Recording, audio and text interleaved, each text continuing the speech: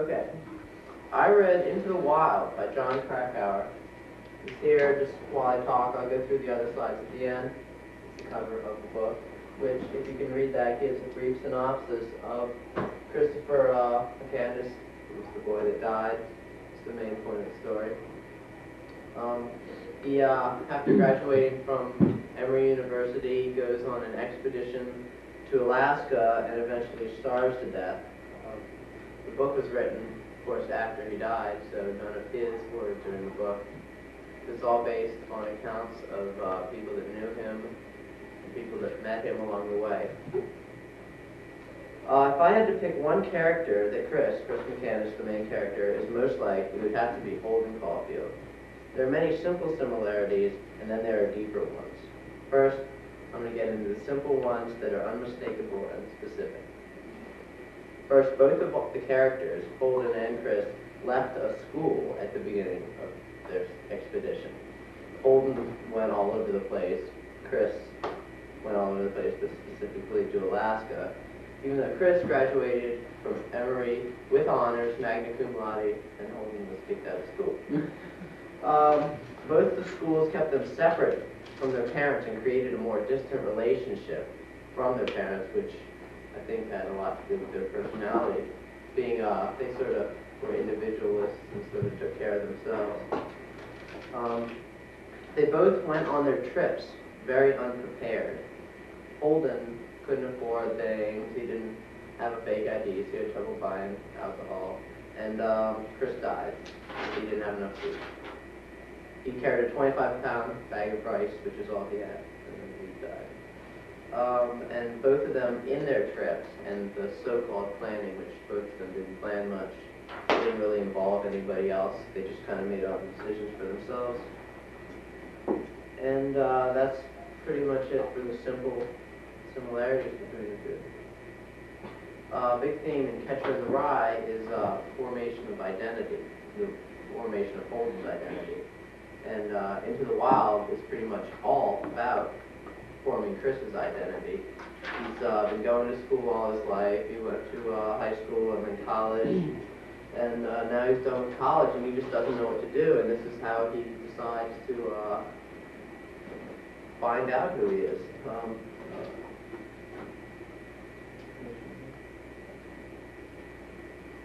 Should he have survived the trip to Alaska, it probably would have helped him a lot for his life.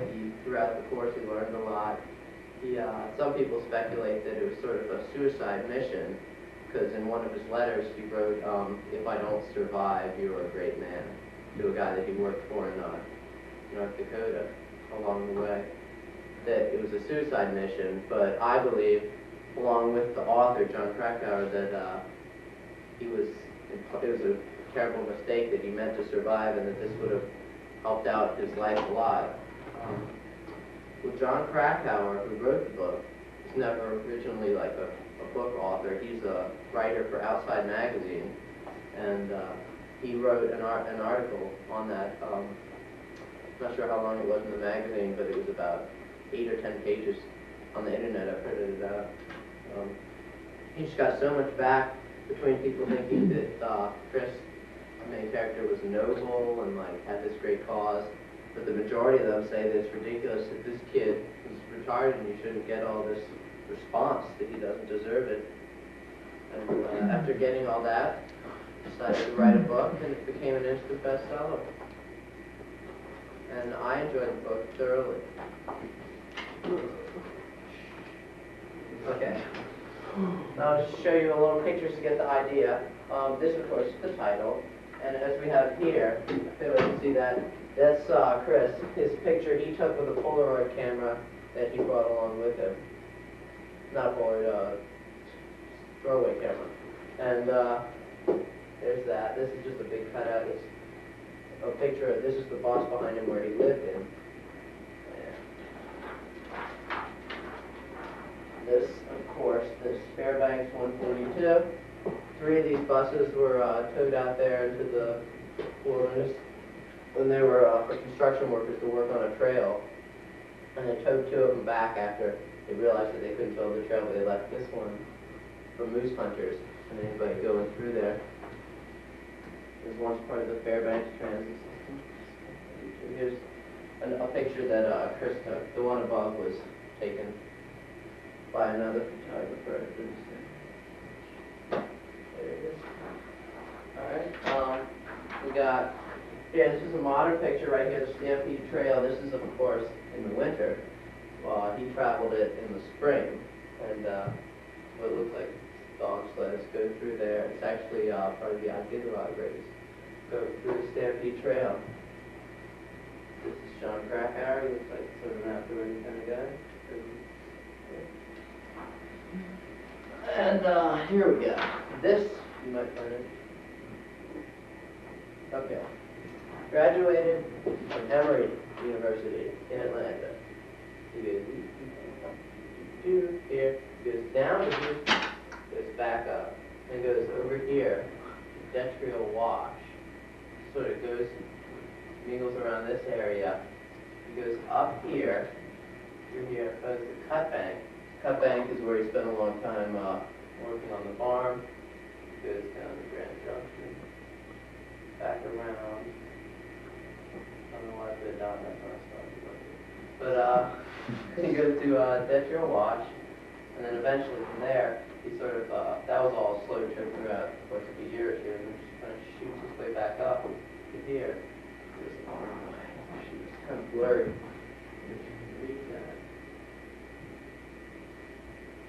There we go. We went to Dawson Street, and all the way up here, Fairbanks Stampede Trails where he took off.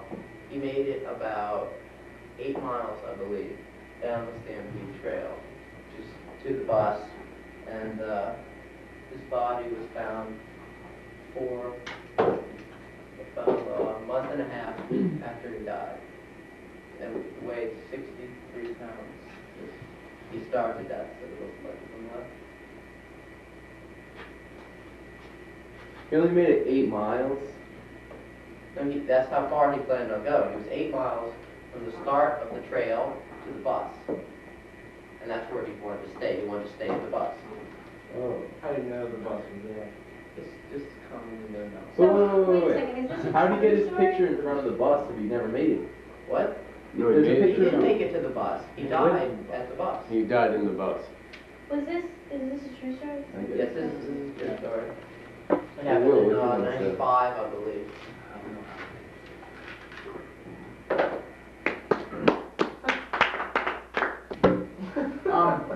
For my choice book, I read Where the Red Fern Grows by Wilson Rawls. This book is about a young boy, it's sort of the turn of the century, whose one goal is to get some hunting dogs. He spends 2 years of his life saving every cent he can get, like doing odd jobs for his family and stuff, and ends up getting 2 red-bone coon dogs. And the rest of the story is sort of how he trains them and has adventures, like catching coons. I don't really want to ruin the ending if people haven't read it. But the character in this, Billy Coleman, is a lot like Holden Caulfield. Throughout the book, he's sort of having adventures, trying to show that he's a grown man and sort of show what he's like. Billy in the book is always making a point whenever his parents or his grandfather thinks he's acting like a grown man. And Holden is sort of the same way. He's doing grown-up things like being with prostitutes and going to bars and stuff like that.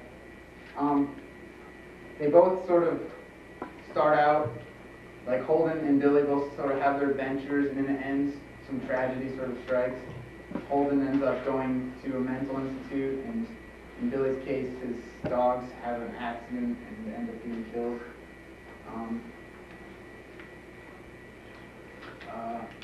And the visual, there's pictures of a memorial that was built for Wilson Rawls, the author. It's got a picture of Billy and his 2 dogs, Old Dan and Little Ann. Also in the picture it just has a poem about how Wilson is sort of an outdoorsy kind of person. He likes fishing and hunting, and sort of when he wrote this story, he was relating to his life.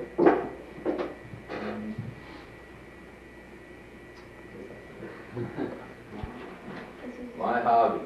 I only have two. I'm an ardent fly fisherman and hunter. I wouldn't trade a good bedroll by a Blue Mountain stream for the best bed in a Waldorf Astoria. The sweetest music I've ever heard is the snake-like buzz of a busy reel. And there is no feeling like the feel of a trusted rod bent in rainbow arch by a fighting trout on the end of a line.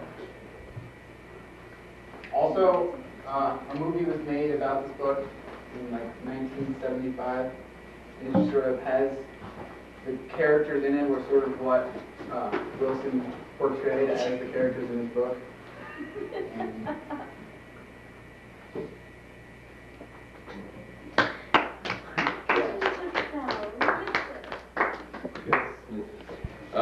Okay, the book I read was Slaughterhouse-Five, and it's by the author Kurt Vonnegut. The main character of the book's name was Billy Pilgrim, and he was just like a funny-looking guy that grew up in somewhere in America. In World War II, he was a weak soldier that didn't amount to much. He was lucky to stay alive throughout the war.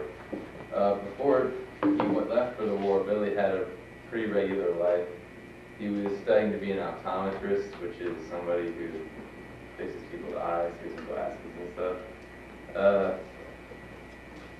He never actually was in combat in the war. He was a chaplain's assistant, and he never got a gun. Like, he was pretty lucky to be alive. After the war, Billy finished school and went on to be an optometrist. Before he set up practice, he had a small mental breakdown. Go into a little later. He went on to marry the owner of the school he attended's daughter. And after they were married, he got a job from his new father-in-law, who was a well-respected person in the field of optometry. And he got really rich by being an optometrist. That's the brief history of the book, what happened. Throughout all this, Billy was growing up physically and emotionally. The most interesting thing that happened to him during his quite interesting life was when aliens from the planet Tralfamador kidnapped him.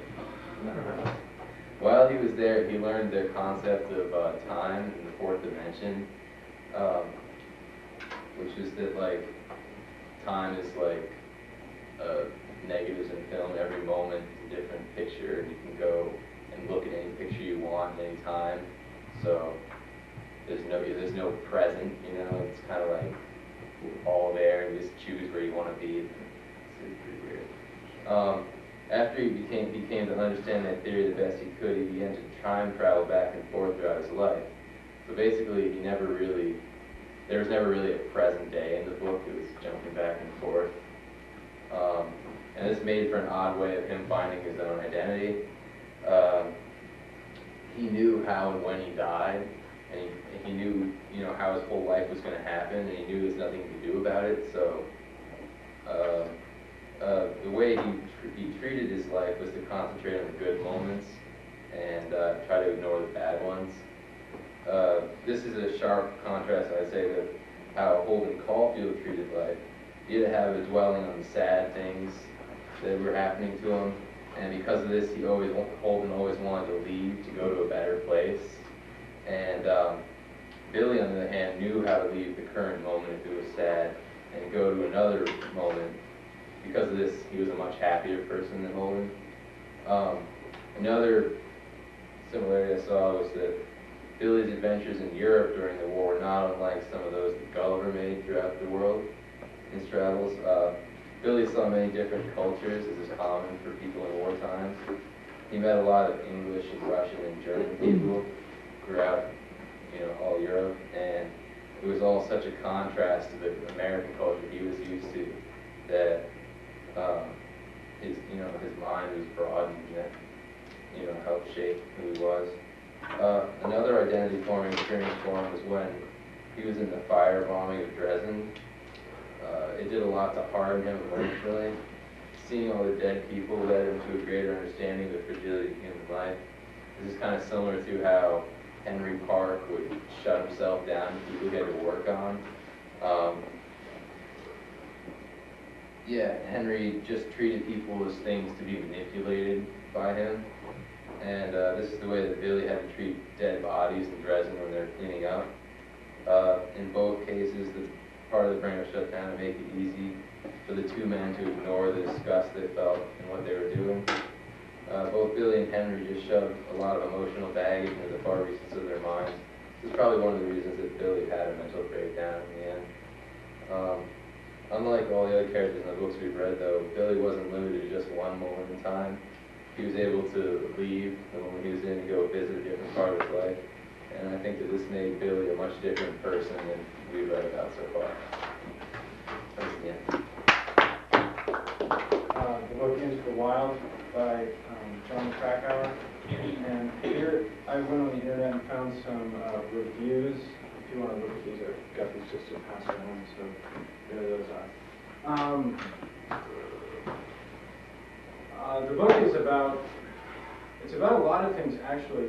It's not just about Chris's adventures, and that's like the main thing, but throughout the book there are a number of stories about other people who have decided to do the same thing Chris did, which is go out into the woods and live off of land away from civilization or human civilization.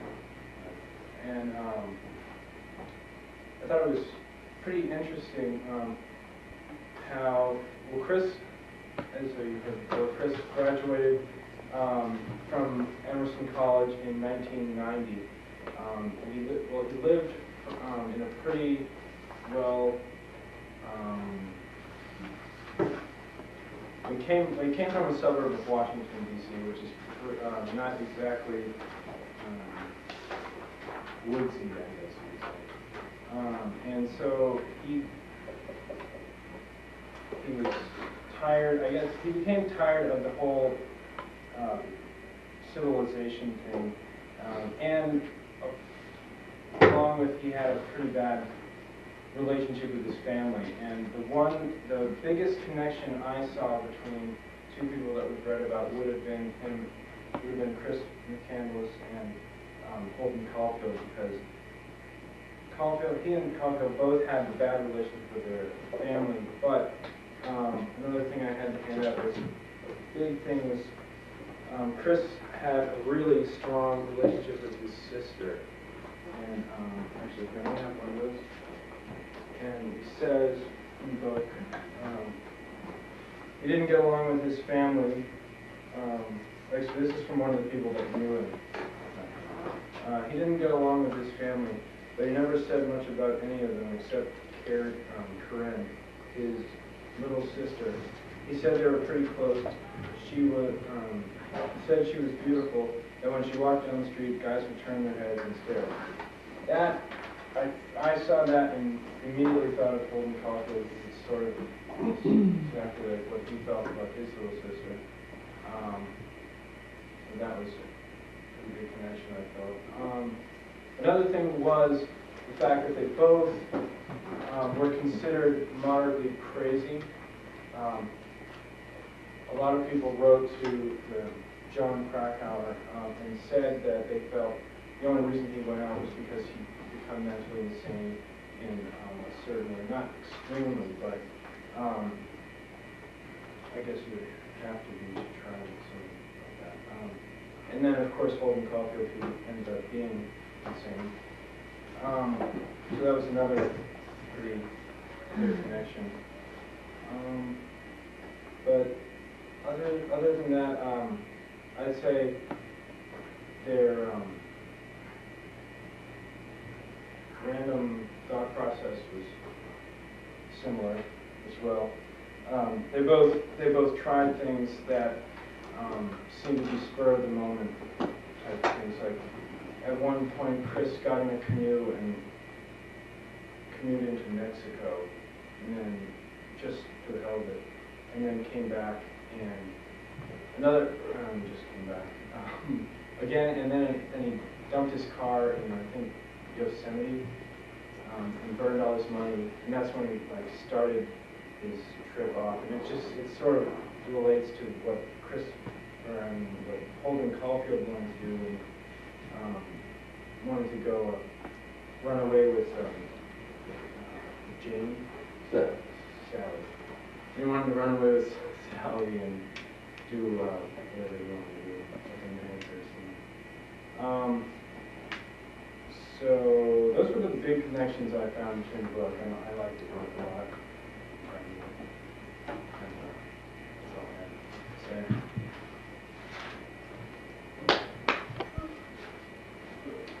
Alright, I read the book, John Steinbeck, Travels with Charlie, and obviously Steinbeck wrote the book.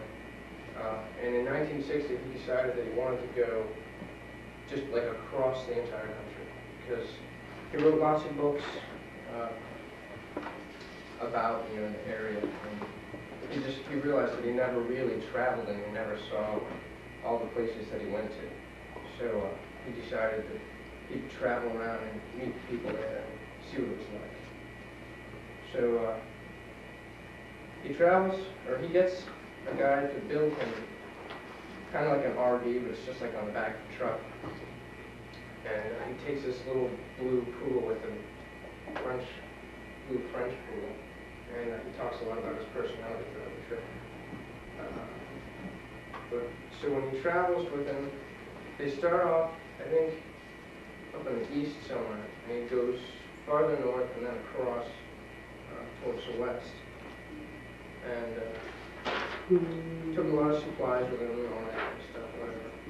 And so along the way he met a lot of people, and when he met these people, he got to know that different states, you know, kind of had different senses of being, different, you know, he kind of generalized how the people were. So I kind of brought it to the other book that we read, Gulliver's Travels. And I thought he was kind of like Gulliver in some way, because Gulliver, you know, went on travels, and his weren't exactly intentional where it ended up. But he still made observations on the people and on the government and other things from the perspective of what he saw. Whereas Steinbeck did more on just the people instead of like government, or instead of how they built things. Or he did it more on how people reacted. For example, when he would go to places for breakfast or places for lunch or dinner, he noticed, I think in one place he said, the waitress on the roadside stand said, "Good morning," before I had a chance to discuss breakfast, as though she liked the idea. She spoke with enthusiasm about the weather, sometimes even offered some information about herself, without my delving. Strangers talked freely to one another without caution. So, like, he just noticed that people are different all over. And I think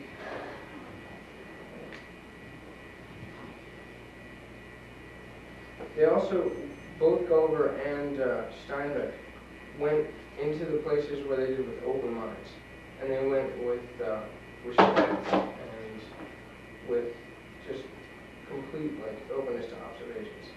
So, like, when Gulliver went into Lilliput, the town of the little people, he said, like, he very easily could just take out a bunch of them and destroy them or whatever, and he didn't, because he wanted to learn, and he wanted to, observe. Whereas Steinbeck, obviously, didn't have little people that he could take out and destroy, but he was still very respectful and talked to the people, and when he asked them about things that were going on with how they had life, politics, and other things like that.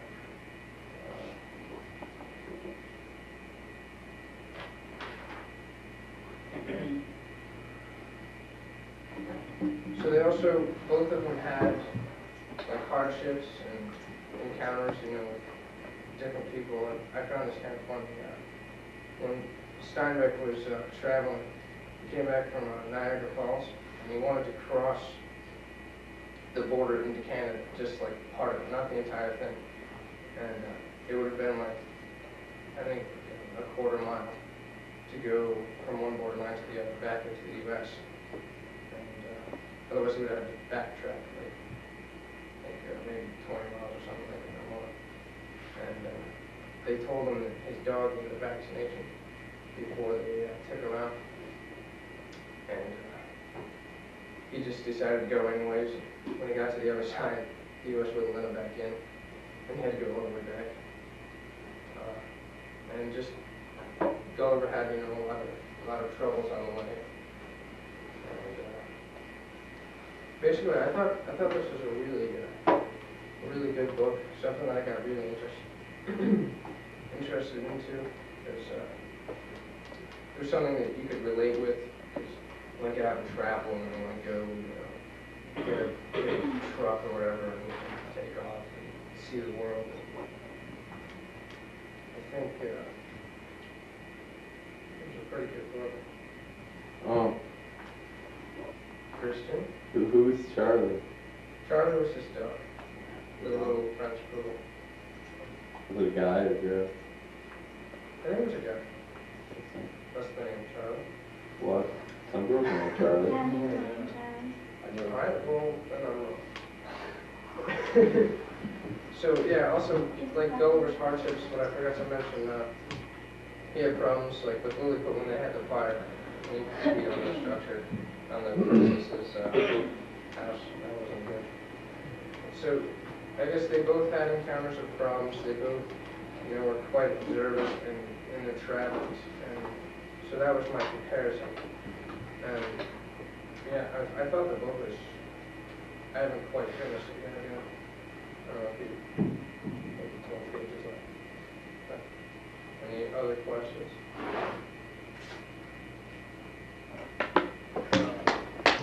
Can I go?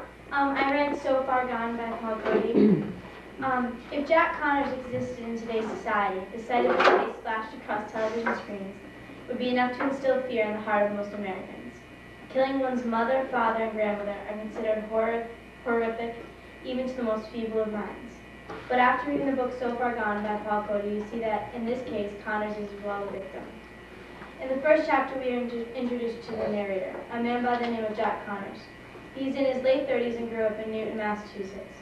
But when we first hear from him, he's sitting in a maximum security prison on death row. A priest who visits Connors every few days, a Father Curran, has told Jack that he needs to write down exactly what happened to his family. This is a quote. Put down everything from as far back as you can remember, and no matter how unimportant, and every scrap and shard and shred. And from that, piece by piece by piece, maybe something, some pattern or picture or thing will begin to emerge, like something you heard whispered way back. Because, he said, what happens in May, what they will do after we walk slowly down the halls and through the metal doors, what they will do is erase all of that, and there will be nothing here for any of us, only a long silence, a great loneliness. Jack grew up in a 3-story house with the 3 aforementioned family members.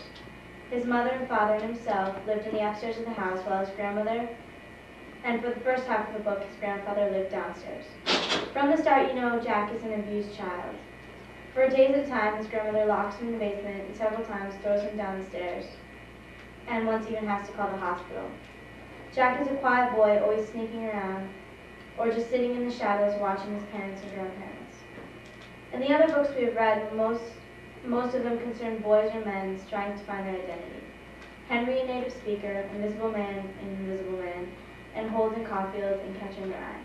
They are all adolescent boys being influenced by peer society and family members. These young men and boys are reaching their peaks of life within the context of the books. Their experience and adventures affect their lives in the deepest of ways.